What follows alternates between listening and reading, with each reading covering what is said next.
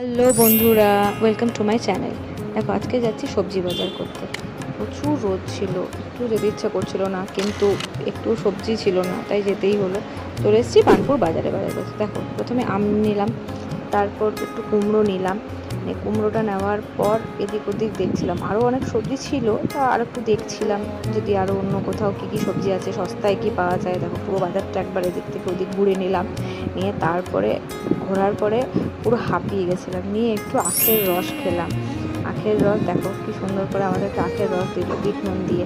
আখের রসটা খেয়ে একটু শান্তি পেলাম, নিয়ে তারপরে আবার বাজারের ভিতরে ঢুকলাম আর একটু কিছু সবজি নেওয়ার জন্য। নিয়ে তারপরে তোমার দেখো নিতে নিতে চলে এলাম। দেখো একটু কুঁদরি নিচ্ছিলাম, নিয়ে তারপরে ঘি করলার দাম জিজ্ঞেস করছিলাম, প্রচুর দাম বলছিল, তাই ঘি করলাটা নিলাম না।